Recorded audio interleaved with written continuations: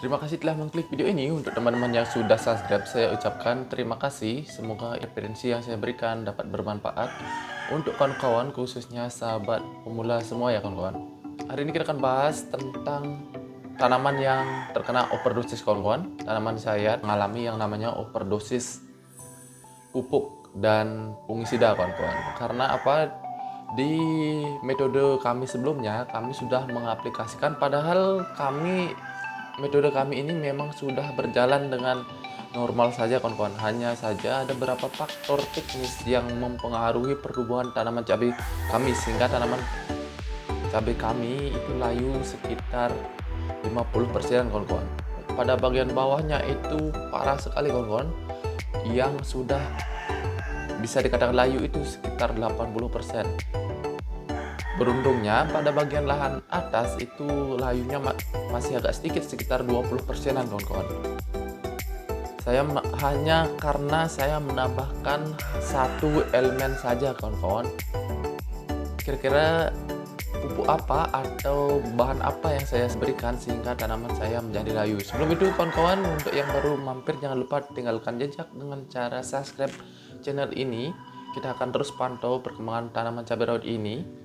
Nanti kita akan sulam dengan tanaman baru pada lahan bagian bawah ya kawan-kawan, menggunakan bibit cabai rawit lokal. Yang ini kemarin kita tanam kan, ini bibit cabai kaliber kawan-kawan, tapi karena sudah kayak gini jadiannya kan perlu kita lakukan penanaman ulang, karena pada bagian bawah ini sudah 50% layu kawan-kawan. Jika ini dibiarkan mungkin bisa masih hidup, tapi rasanya kemungkinan hidupnya itu kecil kawan-kawan, dan itu pun jika hidup ini kira-kira di bawah 50%. Oke, kita akan bahas setelah yang satu ini. Ada beberapa faktor yang mempengaruhi tanaman saya overdosis kawan-kawan. Selain dari usia bibit, kemudian mungkin dari antagonis pupuknya, karena pertama kali memang bahannya ini sudah sering saya gunakan, tapi untuk pencampurannya kita mix baru pertama kali ini kawan-kawan, sehingga efek samping yang timbulkan mengakibatkan tanaman saya menjadi layu. Oke, berapa faktor kita akan tulis di sini biar jelas kita membahas di sini faktor-faktor.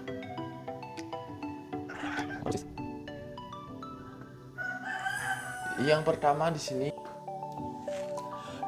sini adalah bibit yang terlalu kecil kawan-kawan. Karena apa? Saya yakin jika bibit ini waktu ditanam sudah berdaun 10 atau 12, itu artinya dalam usia yang saya mengucurkan obat itu sekitar usia ke 10 harian, rasanya itu tidak mati kawan-kawan. Biasanya saya menanam cabai itu paling tidak daun 10 kawan-kawan. Di musim ini saya tumben nanam bibit daun 6, saya rasa itu juga berpengaruh pada kelayuan atau overdosis pada lahan kami. Bibitnya terlalu kecil kawan-kawan. Pada 10 HST kemarin saya mengaplikasikan fungisida, yaitu bertujuan untuk mencegah jamur tanah kawan-kawan. Saya menggunakan mankoseb.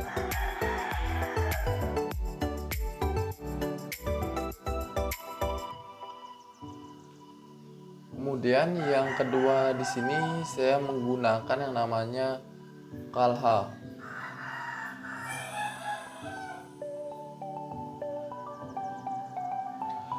Untuk dosisnya di sini saya memakai hanya sekitar, untuk mankosebnya sekitar 200 gram per 200 liter air kawan-kawan. Ini artinya 1 gram per liter airnya. Kemudian untuk kalhanya di sini saya memakai dosis 2 gram per liter air. Mankosebnya 1 gram.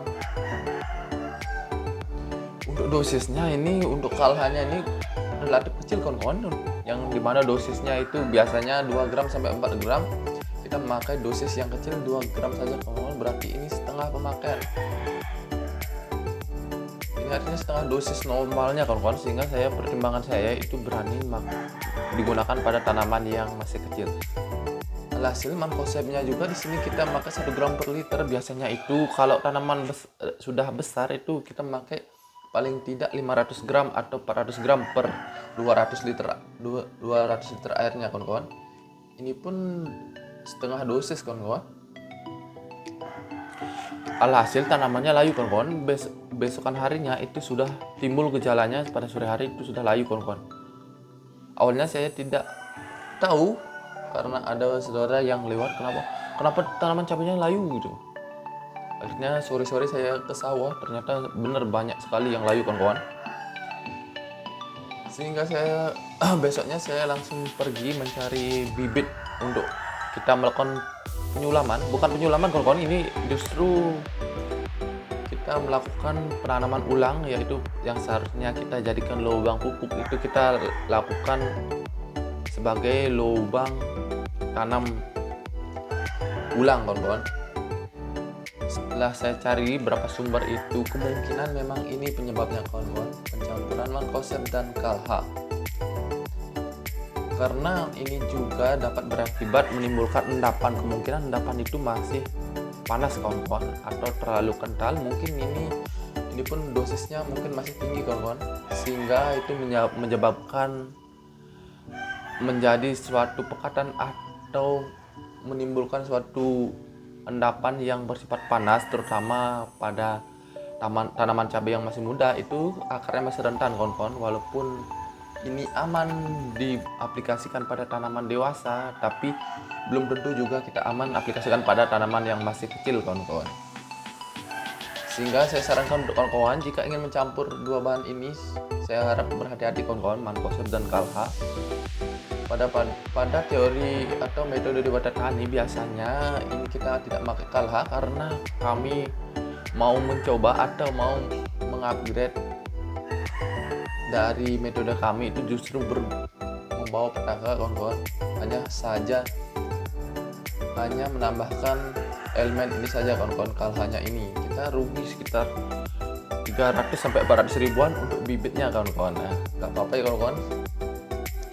Walaupun begitu, walaupun berat, saya akan tetap lanjutkan ini kawan-kawan. Walaupun bagaimanapun hasilnya, walaupun nanti semua mati, saya akan publikasikan karena tujuan saya di sini untuk memberikan referensi tentunya pada petani-petani pemula, sahabat pemula, agar mendapatkan manfaat khususnya di pertanian cabai. Karena seperti yang kita ketahui, sudah langka sekali petani muda sekarang ya kawan-kawan, jarang ada yang mau kerja sebagai petani.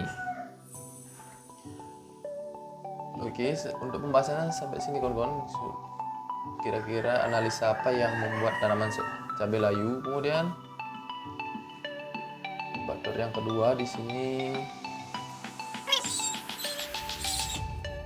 Untuk poin berikutnya kita akan membahas tentang penyulaman atau tanam ulang kawan-kawan. Apa yang kita harus lakukan ketika tanaman terserang overdosis sekitar 50 sampai 60%-nya.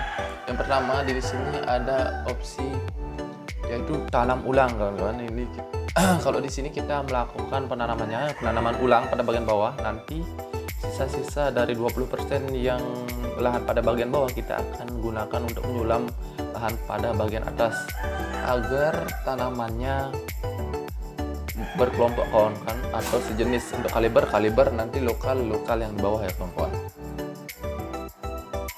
Berarti ini di sini penanaman ulang. Kemudian ada juga perawatan khususnya kawan-kawan. Setelah tanam itu kita perlu mengaplikasikan yang namanya trichoderma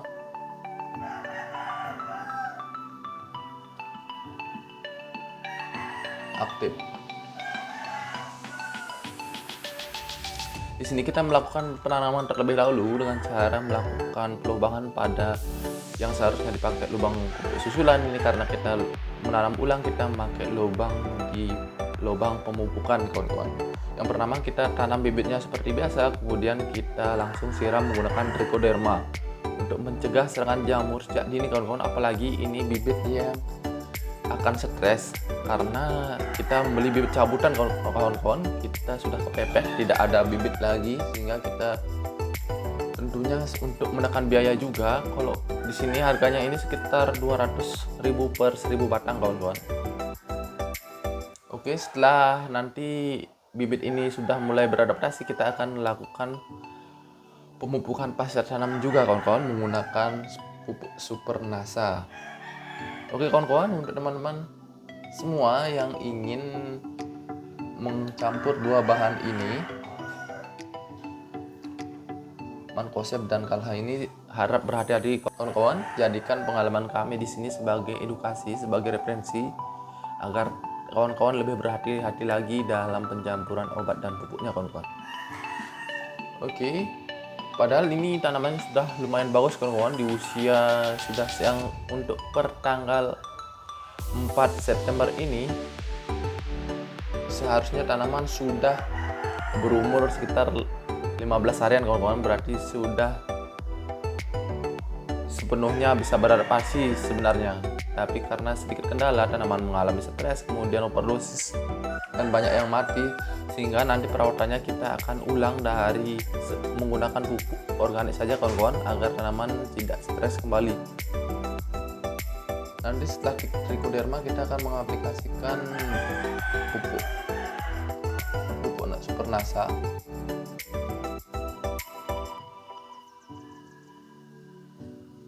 Sebagai makanan awal pasca tanaman overdosis kawan-kawan. Nanti kita akan update kembali perkembangan tanaman cabai kami di sini. Oke, terima kasih untuk teman-teman yang sudah menonton sampai akhir, dan jangan lupa subscribe. Nanti teman-teman yang sudah subscribe akan mendapatkan notifikasi ketika kami mengupdate video perkembangan tanaman cabai rawit kami, khususnya di channel Dewata Tani TV. Oke, terima kasih. Saya Agung Suwandi. Sampai ketemu di video kami selanjutnya.